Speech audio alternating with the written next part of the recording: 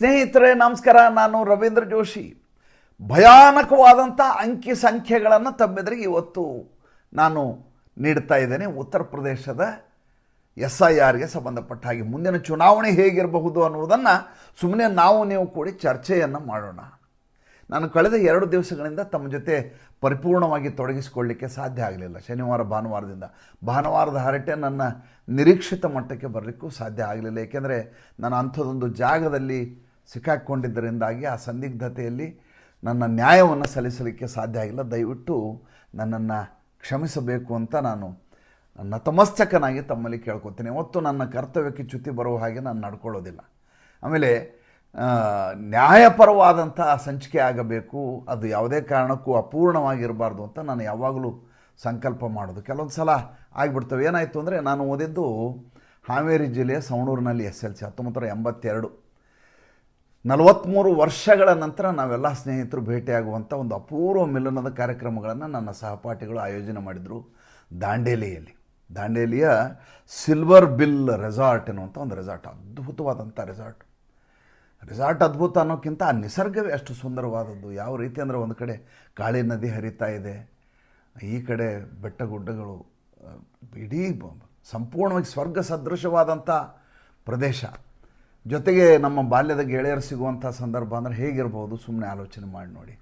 ನಾವು ಎಷ್ಟೋ ವರ್ಷಗಳ ಕಾಲ ಬದುಕಿನ ಧಡಕಿಯಲ್ಲಿ ನಮ್ಮನ್ನು ನಾವು ಕಳ್ಕೊಂಡ್ಬಿಟ್ಟಿರ್ತೀವಿ. ನಾವು ವಾಪಸ್ ನಮ್ಮ ಬಾಲ್ಯಕ್ಕೆ ಹೋಗ್ಬೇಕು ಅನ್ನುವಂಥ ತುಡಿತ ಯಾವಾಗಲೂ ಇದ್ದೇ ಇರುತ್ತೆ.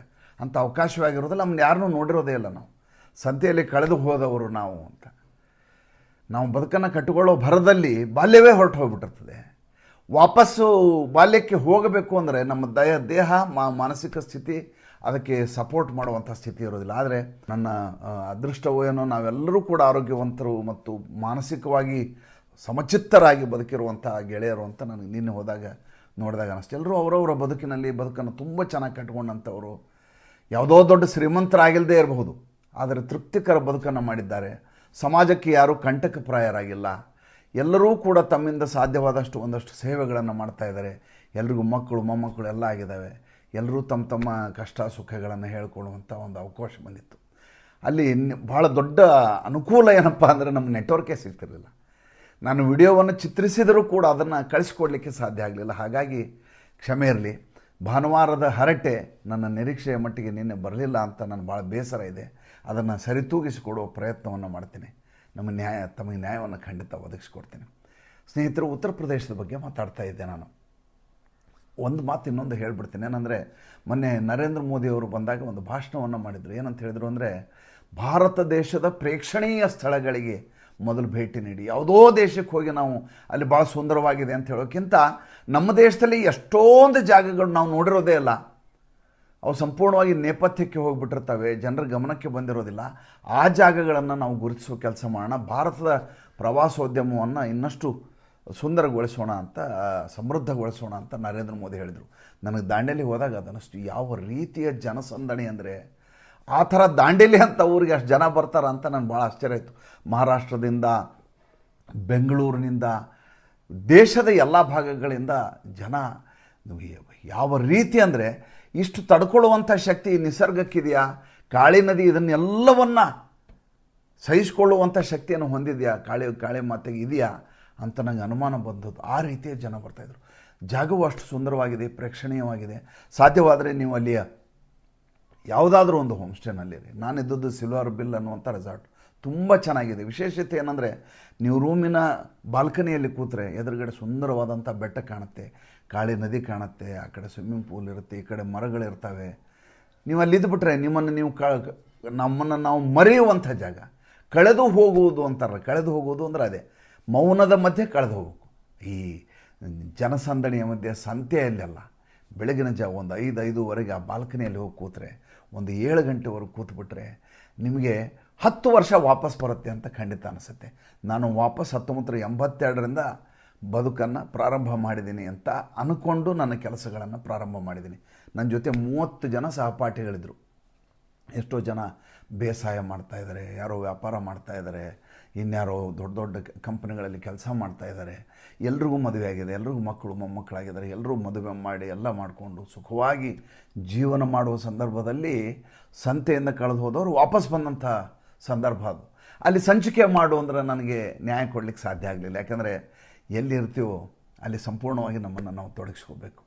ವಾಪಸ್ ಬಂದಿದ್ದೇನೆ, ಇನ್ನು ತಪ್ಪುಗಳಾಗೋದಿಲ್ಲ, ಆಗಿರೋ ತಪ್ಪನ್ನು ದಯವಿಟ್ಟು ಕ್ಷಮಿಸಬೇಕು. ಈಗ ಉತ್ತರ ಪ್ರದೇಶದ ವಿಚಾರಕ್ಕೆ ಬರ್ತೀನಿ. ಉತ್ತರ ಪ್ರದೇಶದಲ್ಲಿ ಯೋಗಿ ಆದಿತ್ಯನಾಥ್ ಅವರ ಸರ್ಕಾರ ನಿಮ್ಗೆ ಗೊತ್ತಿದೆ, ಅಲ್ಲಿ SIR ಶುರುವಾಗಿದೆ. SIRಗೆ ಹೆಚ್ಚುವರಿ ಸಮಯವನ್ನು ಆ ರಾಜ್ಯಕ್ಕೆ ಕೊಡಲಾಗಿದೆ. ಉಳಿದ ಎಲ್ಲ ರಾಜ್ಯಗಳಿಗಿಂತಲೂ ಅತಿ ಹೆಚ್ಚಿನ ಸಮಯವನ್ನು ಮತದಾರರ ಪಟ್ಟಿಯ ಪರಿಷ್ಕರಣೆಗೆ ಉತ್ತರ ಪ್ರದೇಶದಲ್ಲಿ ನೀಡಲಾಗಿದೆ. ಅದಕ್ಕೆ ಕಾರಣ ಏನು ಅಂತ ಕೇಳಬೇಕು ನೀವು. ಏನಂದರೆ ಅಲ್ಲಿಯ ಮತದಾರರ ಸಂಖ್ಯೆ ಕರ್ನಾಟಕದ ನಮ್ಮದು ಜನಸಂಖ್ಯೆಯ 3 ಪಟ್ಟಿದೆ. ಅಲ್ಲಿ 15,44,00,000 ಮತದಾರರಿದ್ದಾರೆ. 15,44,00,000 ಮತದಾರರು ಅಂದರೆ ಅಪ್ರಾಕ್ಸಿಮೇಟ್ಲಿ 15.5 ಕೋಟಿ ಅಂತ ಅಂದ್ಕೊಳ್ರಿ ಅಂದಾಜು. ಅದರಲ್ಲಿ ಈಗ ಡಿಲಿಟ್ ಆಗುವ ಸಂಖ್ಯೆಯನ್ನು ಹೇಳ್ತಾನೆ. ಈ ಸಂಚಿಕೆಯ ವಿಶೇಷತೆ ಇರೋದೇ ಅಲ್ಲಿ. ಡಿಲಿಟ್ ಆಗುವ ಸಂಖ್ಯೆ 2,89,00,000 ಅಂದರೆ ಅಪ್ರಾಕ್ಸಿಮೇಟ್ಲಿ ಅಂದಾಜು 3 ಕೋಟಿಯಷ್ಟು ಮತದಾರರು ಮತದಾರರ ಪಟ್ಟಿಯಿಂದ ಹೊರಗುಳಿತಾರೆ. ಏನು ಹಂಗಂದರೆ 15 ಕೋಟಿಯಲ್ಲಿ 3 ಕೋಟಿ ಹೋದಂದರೆ ಅಪ್ರಾಕ್ಸಿಮೇಟ್ಲಿ 19% ಮತದಾರರ ಪಟ್ಟಿಯಿಂದ ಹೊರಗುಳಿತಾರೆ. 20% ಅಂದ್ಕೊಡ್ರಿ. ಏನ್ರಿ ಹುಡುಗಾಟ ಅನ್ರಿ, 1%ಅಲ್ಲಿ ಚುನಾವಣೆ ಬದಲಾಗತ್ತೆ. 19% ಅಂದರೆ ನೀವು ಕಲ್ಪನೆ ಮಾಡ್ಕೊಳ್ಳಿಕ್ಕೆ ಸಾಧ್ಯ ಇಲ್ಲ. 408 ಮತಕ್ಷೇತ್ರಗಳಲ್ಲಿ 9 ಲಕ್ಷ, ಈ ನಿಮಗೆ 2,89,00,000 3 ಕೋಟಿ ಜನ ಅದರಿಂದ ಹೊರಗಡೆ ಬಂದುಬಿಟ್ರೆ ನಿಮ್ಮ ಅವರೇಜ್ ಇದು ಮತದಾರ ಸಂಖ್ಯೆ ಹೇಗೆ ಕಡಿಮೆ ಆಗುತ್ತೆ? 408 ಕ್ಷೇತ್ರಕ್ಕೆ ಆಲೋಚನೆ ಮಾಡಿ. ಅದನ್ನು ಸ್ಪ್ಲಿಟ್ ಮಾಡಿದಾಗ ಸಂಖ್ಯೆಗಳನ್ನ ಹೇಳ್ತೀನಿ. 46 ಲಕ್ಷ ಜನ ಮರಣ ಹೊಂದಿದ್ದಾರೆ. ಆದರೂ ಅವರ ಹೆಸರುಗಳನ್ನು ಪಟ್ಟಿಯಿಂದ ಬಿಡಲಾಗಿರಲಿಲ್ಲ. 2003 ಕೊನೆಯ ಬಾರಿ ಮತದಾರ ಪಟ್ಟಿ. ಜನಗಣತಿ 2011ರಲ್ಲಿ ಆಯಿತು. ಜನಗಣತಿ ಆದ ಸಂದರ್ಭದಲ್ಲಿಯೇ 1,23,00,000 ಜನ ಹೊರಗೆ ಉಳಿದಿದ್ದಾರೆ, ಹೊರಗೆ ಹೋಗಿದ್ದಾರೆ, ಎಲ್ಲ ವಲಸೆ ಹೋಗಿದ್ದಾರೆ ಅಂತ ಆವಾಗ ವರದಿ ಮಾಡಲಾಗಿತ್ತು. ಅಂದರೆ ಉತ್ತರ ಪ್ರದೇಶದಿಂದ ವಲಸೆ ಹೋಗೋರ ಸಂಖ್ಯೆ ತುಂಬ ಜಾಸ್ತಿ ಇತ್ತು ಒಂದು ಕಾಲಕ್ಕೆ. ಎಲ್ಲರೂ ಬೇರೆ ಬೇರೆ ದೇಶದ ಬೇರೆ ಬೇರೆ ಭಾಗಕ್ಕೆ ಹೊರಟೋಗೋರು ಕೆಲಸಕ್ಕೆ, ಅಥವಾ ಜಿಲ್ಲೆಯಿಂದ ಜಿಲ್ಲೆ ಬದಲಾಗೋದು, ಈ ರೀತಿಯಾದಂಥ ವಲಸೆ ಹೋಗೋ ಪ್ರಕ್ರಿಯೆ ಇತ್ತು. ಅದನ್ನು ಎಲ್ಲಿಯೂ ಮೆನ್ಷನ್ನೇ ಮಾಡಲಿಲ್ಲ. ಈಗ ಹೇಳಿದೆ 46 ಲಕ್ಷ ಮತದಾರರು ಮರಣ ಹೊಂದಿದ್ದಾರೆ. 83,73,000 ಜನ ಸಿಕ್ಕಿಲ್ಲ ಸ್ವಾಮಿ, ನಾಪತ್ತೆಯಾಗಿದ್ದಾರೆ. ಕಲ್ಪನೆ ಮಾಡ್ಕೊಳ್ಳಿಕ್ಕೆ ಸಾಧ್ಯನಾ ನಿಮಗೆ? 83,73,000 ಅಂದರೆ 84 ಲಕ್ಷ ಜನ ಅಂದ್ಕೊಡ್ರಿ. ಆಮೇಲೆ 23,17,000 ಡೂಪ್ಲಿಕೇಟ್ ಮತಗಳಿದ್ದಾವೆ. ಅಂದರೆ 2 ಸಲ ಹೆಸರು ಎಂಟ್ರಿ ಆಗಿರುವಂಥವು. 9,50,000 ಜನ ಫಾರ್ಮ್ಗಳನ್ನೇ ವಾಪಸ್ ಕೊಟ್ಟಿಲ್ಲ. ಉಳಿದಿದ್ದೀಗ 12.5 ಕೋಟಿ ಮತಗಳಲ್ಲಿ ಉಳಿದಿದ್ದಾವೆ. 1,13,00,000 ಜನರಿಗೆ ನೋಟಿಸ್ ಕೊಡಲಾಗಿದೆ. 1,13,00,000 ಜನ ಅಂದರೆ ಸುಮ್ಮನೆ ಆಲೋಚನೆ ಮಾಡಿ. ನೋಟಿಸ್ ಕೊಟ್ಟದ್ದು ಯೋಗಿ ಸರ್ಕಾರದ ಸಂದರ್ಭದಲ್ಲಿ ಚುನಾವಣಾ ಆಯೋಗ ಜನರಿಗೆ ನೋಟಿಸ್ ಏನಂತ ನೋಟಿಸ್ ಕೊಟ್ಟಿದೆ? ಅಪ್ಪ ಮತ್ತು ಮಗನ ವಯಸ್ಸಿನ ಮಧ್ಯೆ ಕೇವಲ 6 ವರ್ಷದ ಅಂತರ. ಅಪ್ಪಗೆ 48 ವರ್ಷ, ಮಗ 42 ವರ್ಷ. ಸುಮ್ಮನೆ ಕಲ್ಪನೆ ಮಾಡ್ಕೊಳ್ಳಿ ಹೆಂಗಿರುತ್ತೆ. ಅಪ್ಪ ಬದುಕೇ ಇಲ್ಲ, ಮನೆಯ ಮಾಲೀಕನನ್ನು ಅಪ್ಪ ಅಂತ ಹೆಸರಿಸಲಾಗಿದೆ. ಕೇಳಿದರೆ ಆತ ಬಂದು ಹೇಳ್ತಾನೆ, ಇಲ್ಲ ಸರ್ ನಮ್ಮ ಅಪ್ಪ ಸತ್ತೋಗ್ಬಿಟ್ಟ, ಅಬ್ದುಲ್ ಗಫೂರ್ ಅಂತ ಇದ್ದ, ಅಬ್ದುಲ್ ಗಫೂರ್ ಸತ್ತೋಗ್ಬಿಟ್ಟ, ಅದಕ್ಕೆ ನಮ್ಮ ಮನೆ ಮಾಲೀಕ ಏನಿದಲ್ಲ ಅವ್ರನ್ನೇ ನಮ್ಮ ಅಪ್ಪ ಅಂತ ತಿಳ್ಕೊಂಡಿವಿ, ಅದಕ್ಕೆ ಅವ್ರ ಹೆಸರು ಬರ್ತೀವಿ ನಾವು. ಇದು ವಿಡಿಯೋಗಳಲ್ಲಿ ದಾಖಲಾಗಿರೋದು, ಇದು ನಾನು ಸುಳ್ಳು ಹೇಳ್ತಾ ಇಲ್ಲ. ಈ ರೀತಿಯಾದಂಥ ಅಪಸವ್ಯಗಳನ್ನು ಹೊಂದಿದ್ದ ಮತದಾರರ ಪಟ್ಟಿ ಈ ದೇಶದಲ್ಲಿತ್ತು. ಅದನ್ನು ಇಟ್ಕೊಂಡು ನಾವು ಚುನಾವಣೆಯನ್ನು ನಡೆಸ್ತಾ ಇದ್ವಿ. ಉತ್ತರ ಪ್ರದೇಶದ ಬಗ್ಗೆ ಹೀಗೆ ವ್ಯಾಪಕವಾಗಿ ನಾನು ಯಾಕೆ ಹೇಳ್ತಾ ಇದ್ದೀನಿ? ಉತ್ತರ ಪ್ರದೇಶದ ಬಗ್ಗೆ ಯಾಕೆ ವ್ಯಾಪಕವಾಗಿ ಹೇಳ್ತೀನಿ ಅಂದರೆ, ಒಂದು ನೇಪಾಳದ ಬಾರ್ಡರ್ನಲ್ಲಿದೆ, ಅಲ್ಲಿಂದ ವಲಸೆ ಬರುವವರ ಸಂಖ್ಯೆ, ಆಕ್ರಮಿಸಿಕೊಳ್ಳುವವರ ಸಂಖ್ಯೆ ಜಾಸ್ತಿ. ಒಂದನೇದು ಅಕ್ರಮ ವಲಸೆಕೋರರ ಸಂಖ್ಯೆ ಜಾಸ್ತಿ. ಎರಡನೇದು ಅತಿ ಹೆಚ್ಚು ಮುಸಲ್ಮಾನ ಮತದಾರರಿದ್ದಾರೆ ಅಂಥೇಳಿ ಓಲೈಸುವಂಥ ರಾಜಕೀಯ ಪಕ್ಷಗಳು ಅಲ್ಲಿದ್ದಾವೆ. ಸಮಾಜವಾದಿ ಪಾರ್ಟಿ ಇದೆ, ಕಾಂಗ್ರೆಸ್ ಇದೆ, ಬಹುಜನ ಸಮಾಜ ಪಾರ್ಟಿ ಇದೆ. ಈ ಎಲ್ಲ ಪಕ್ಷಗಳು ನಿರ್ಭರಗೊಂಡಿರುವುದೇ ಈ ಮತದಾರರಿಂದ. ಈಗೇನು ಹೇಳಿದ್ನಲ್ಲಿದು 2,89,00,000 ಜನ ಅಂದರೆ ಅರೌಂಡ್ 3 crores ಅಂದರೆ 3 ಕೋಟಿ ಜನ ಏನಿದಾರಲ್ಲ ಅವ್ರ ಮೇಲೆ ನಿರ್ಭರ ಆಗಿರೋದು. ಈ 3 ಕೋಟಿ ಜನ ಚುನಾವಣೆಯ ದಿಕ್ಕು ದೆಸೆಯನ್ನೇ ಬದಲಿಸಬಲ್ಲವರು. ಹಂಗಾರೆ ಯಾಕೆ ಹಿಂಗಾಯ್ತು ಇಲ್ಲಿ? ಅದು ಭಾಳ ಇಂಟ್ರೆಸ್ಟಿಂಗ್ ಆಗಿತ್ತು. ಯಾಕೆ ಹಿಂಗಾಯಿತು?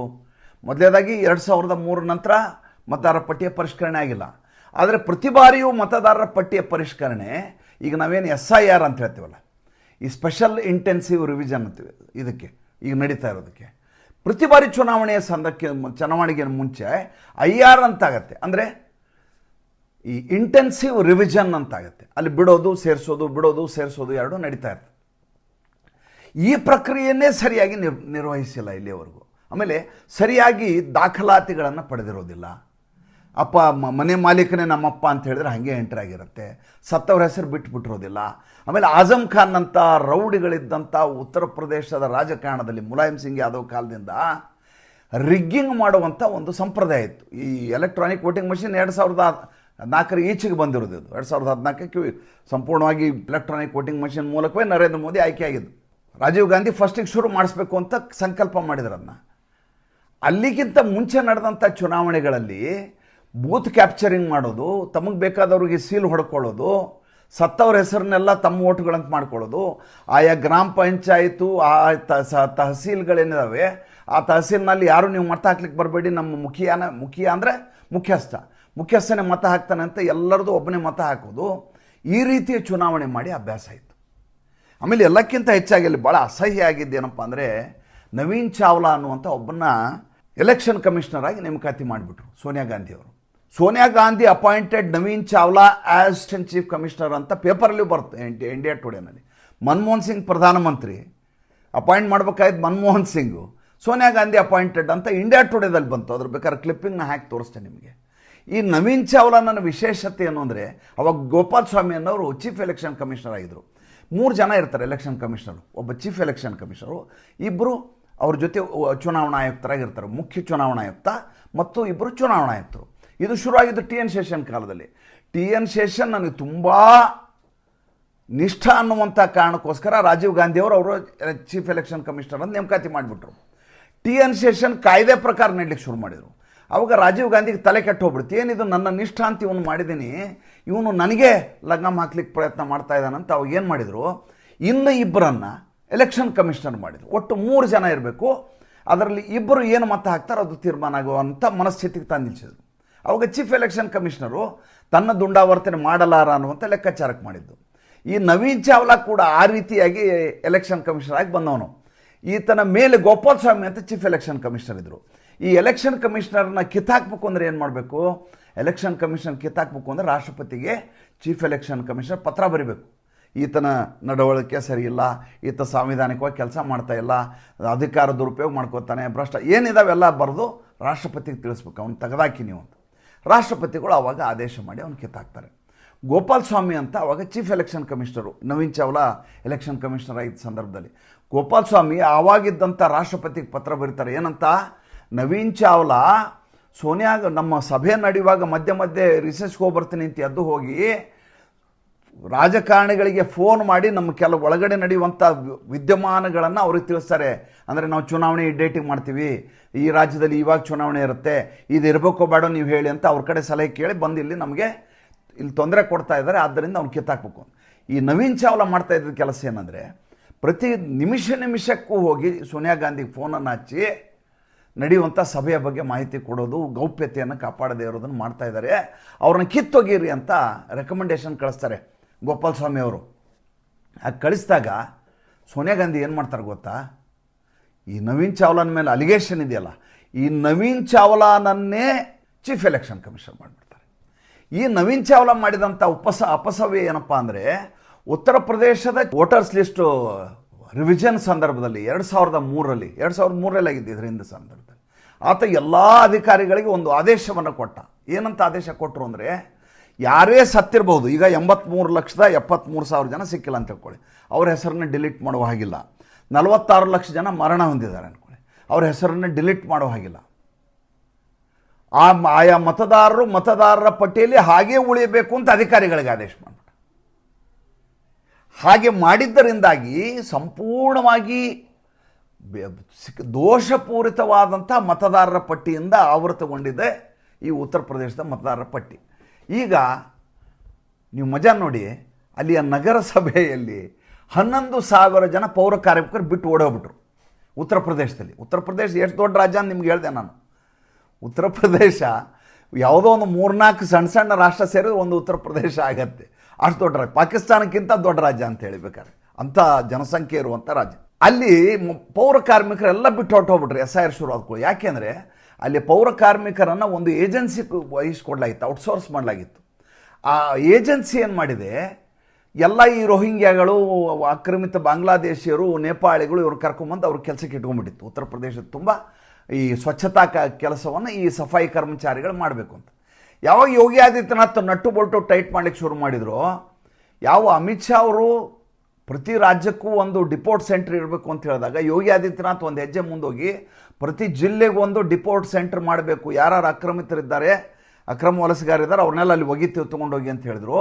ಇವರೆಲ್ಲ ಹೆದರು ಓಡಿ ಹೋಗ್ಬಿಟ್ರು. ಅವಾಗ ಏಜೆನ್ಸಿನ ಕರೆಕ್ಟ್ ಹೇಳಿದ್ರು, ಏನಪ್ಪ ಪೌರ ಕಾರ್ಮಿಕರೆಲ್ಲ ಯಾಕೆ ಓಡಿ ಹೋಗಿದ್ದಾರೆ? ಅವಾಗ ಅವ್ರು ಹೇಳ್ತಾರೆ, ಸ್ವಾಮಿ ನಾನೇನೋ ಇಟ್ಕೊಂಡೆ, ಅವ್ರಿಗೆ ಅವಾಗ ಅವರೆಲ್ಲರೂ ಕೂಡ ನನಗೆ ಆಧಾರ್ ಕಾರ್ಡನ್ನು ಕೊಟ್ಟಿದ್ದರು, ಹೀಗಾಗಿ ಇಟ್ಕೊಂಡಿದ್ದೆ. ಈಗ ಯೋಗಿಜಿ ಅವರು ಈ ರೀತಿಯಾಗಿ ದೊಡ್ಡದಾಗಿ ಅಭಿಯಾನ ನಡೆಸ್ತಾ ಇರೋದ್ರಿಂದ ಹೆದರಿ ನಮ್ಮನ್ನು ಜೈಲಿಗೆ ಹಾಕ್ತಾರೆ, 7 ವರ್ಷ ಶಿಕ್ಷೆ ಆಗುತ್ತೆ ಅಂತ ಬಿಟ್ಟು ಹೊರಟೋಗಿದ್ದಾರೆ ಸ್ವಾಮಿ ಅಂತ ಆತ ಕಾಲಿಗೆ ಬಂದ್ಬಿಡ್ತಾನೆ.